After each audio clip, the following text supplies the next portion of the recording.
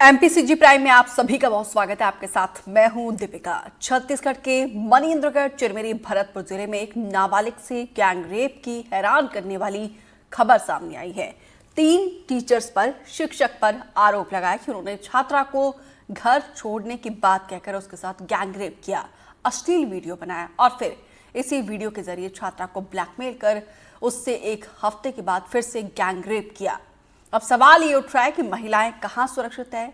इनको लेकर एक नई बहस शुरू हो गई है। घर में, स्कूल में, दिन में या रात में जिस तरीके से समाज में घटनाएं घट रही है उससे सभी की चिंता बढ़ गई है। छात्राएं अपने घर से ज्यादा समय स्कूल में बिताती हैं। ऐसे में सवाल ये कि क्या बच्चियां स्कूल में सुरक्षित है।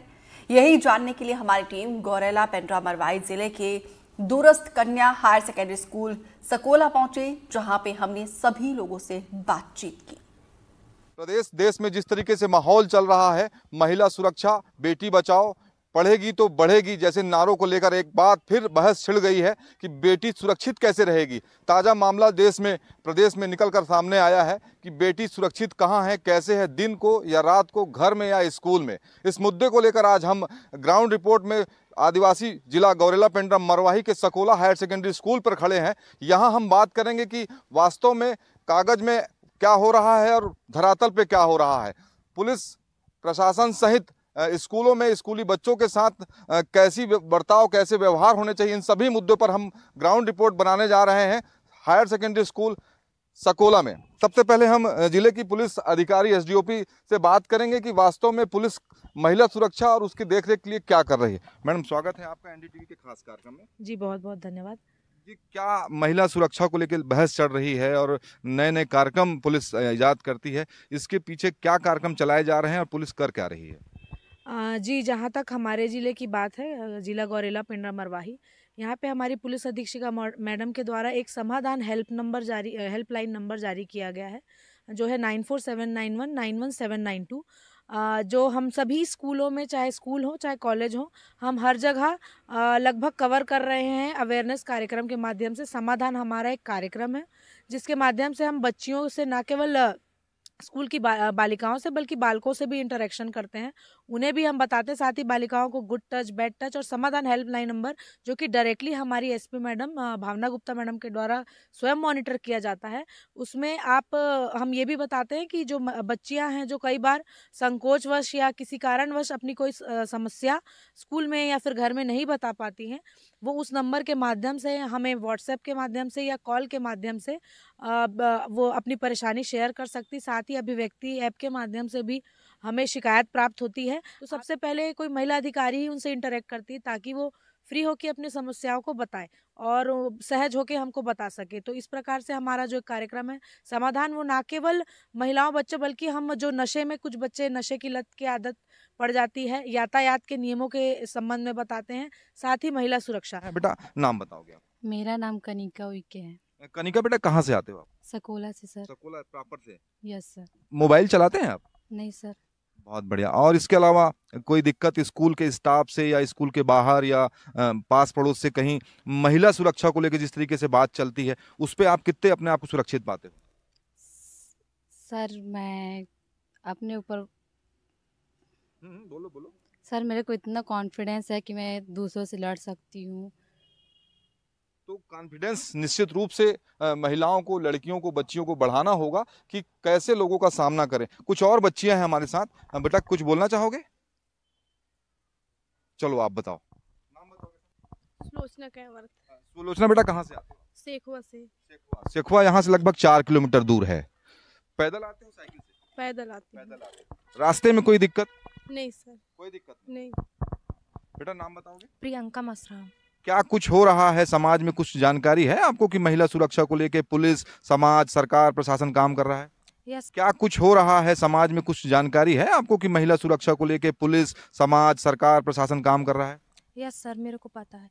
हमारे स्कूल में साइबर क्राइम की पाठशाला भी होती है, महीने में, हफ्ते में एक बार, और उसमें सभी को गाइड किया जाता है कि अच्छे से आना जाना, और अगर किसी के साथ कुछ होता है तो उसको आकर के अपने कक्षा शिक्षिका या फिर अपने जो नज़दीकी हैं उनको आकर के बताना करके। तो पर्याप्त रूप से यहाँ पे काम हो रहा है। बेटा नाम बताओगे आप? मेरा नाम रिया सांवले है। कहाँ से आते हो बेटा आप? पथर्रा। पथर्रा भी काफी दूर है। पैदल आते हो बस से आते हो? बस से।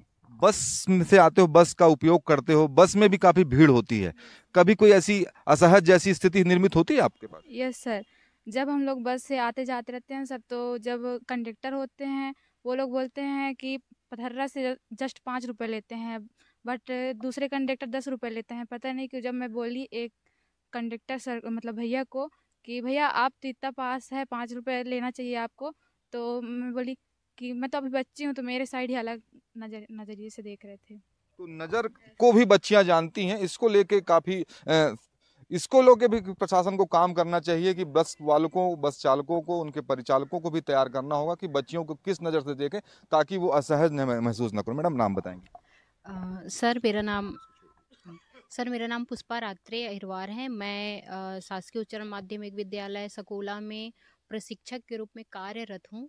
सर मैं जो है बच्चों से काफ़ी घुल मिल के रहती हूँ। उनके साथ जब कुछ प्रोग्राम होता है तो डांस करना है, और उनके साथ खाना है, उनके साथ खेलना है, दौड़ना भागना है, ताकि बच्चे अगर कोई भी परेशानी होती है उनको, क्योंकि बच्चे कुछ चीज़ों को समझ नहीं पाते, और समझ रहे होते हैं तो उनको बता नहीं पाते। तो मैं कहानी के रूप में उनको बताती हूँ कि जब मैं बच्ची थी तुम्हारी उम्र में ऐसा, तो मेरे साथ ऐसा होता था, यदि तुम्हारे साथ ऐसा होता होगा तो मुझे बताओ, हम उसका सल्यूशन करेंगे, बताएंगे आपको। और कैसा, और मैं बताती हूँ कि अगर तुमको कोई इस तरह जवाब देता है तुम इस तरह जवाब दे सकते हो। चूंकि ये इलाका पूरा गौड़ा पिंडरा मरवाही जिला आदिवासी अंचल है, बच्चियां भी बहुत दूरस्थ इलाके से आती हैं। उनकी देख रेख कैसे करना है, रास्ते में आना जाना, जंगली इलाका पड़ता है, इसके लिए टीचर उनको किस तरीके से गाइड करती हैं, क्या बोलती हैं, कितने समय आना है, कैसे आना, इनको लेके कोई आप क्लासेस अलग क्लास के दौरान कुछ बताती हैं? जी, मेरा नाम श्रीमती अंजना खलखो है। मैं व्याख्याता इतिहास की हूँ।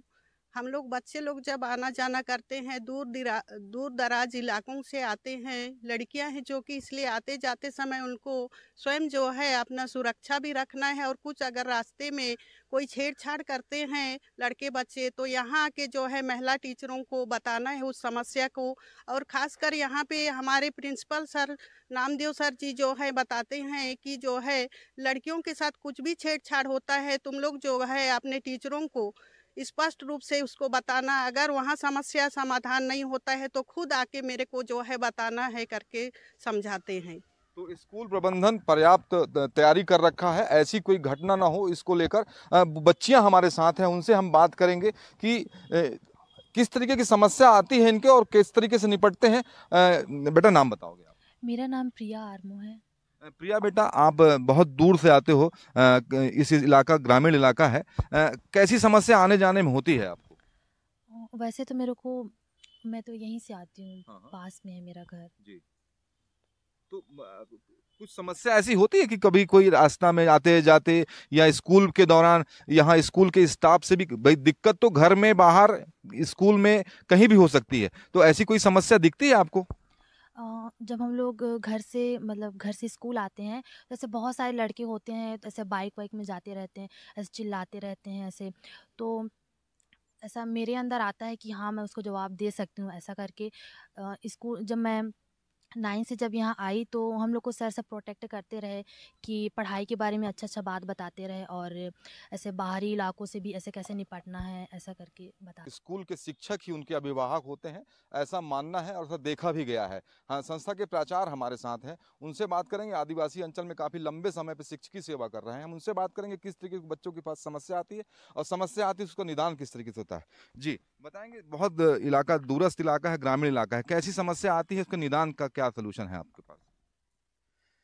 देखिए, मैं सबसे पहले तो हमने अपने बच्चों को जो है उन आत्मविश्वास की शिक्षा दी है, और ताकि जो हमको पता है कि हमारे यहाँ 10-12 गांव से दूर दराज से बच्चे आते हैं, तो हमने अपने सभी शिक्षक शिक्षिकाओं को प्रॉपर बच्चों से काउंसलिंग करने को, उनसे फ्रेंडली बातचीत करने को, और ताकि उनका जो है आत्मविश्वास बेहतर हो सके, इसके लिए जो है हम जो है विशेष प्रयासरत रहते हैं, उनसे बात करते हैं। दूसरा, स्कूल के शिक्षक भी काफी संजीदा हैं इसको लेकर और प्रॉपर जागरूक कर रखा है अपने स्टाफ को, अपने बच्चों को भी काफी जागरूक कर रखा है। इस इलाके में पुलिस चौकी है जो दूरस्थ इलाके से आने वाले बच्चों को देखती है। चौकी प्रभारी हमारे साथ हैं, उनसे बात करेंगे। किस तरीके की व्यवस्था रहती है आपकी बच्चों के स्कूल लगने और छूटने के दौरान?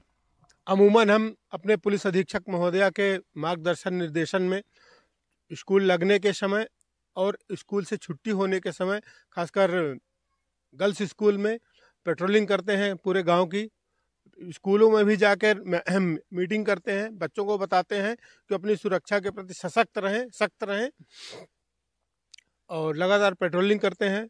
बस से आने वाले बच्चे भी हैं, बस कंडक्टर ड्राइवरों को भी समझाते हैं कि बच्चों के साथ कोई बदतमीजी न होने पाए। जिले के अधिकारी, शिक्षा अधिकारी, जिला शिक्षा अधिकारी, विकासखंड शिक्षा अधिकारी भी नियमित दौरे पर रहते हैं। ऐसे में अब सवाल ये उठता है कि वो समाज कैसे सशक्त नहीं होगा जब महिला सुरक्षा के लिए पुलिस भी संजीदा हो और जिला वहाँ पढ़ने वाले बच्चों के अभिभावक और पढ़ाने वाले बच्चों के अभिभावक और पढ़ाने वाले शिक्षक भी जब उनके प्रॉपर रूप से ध्यान रखते हैं तो कैसे ना वो स्कूल समाज निर्मित होगा जहां महिला सुरक्षित होगी। एनडीटीवी के लिए अखिलेश नामदेव की रिपोर्ट।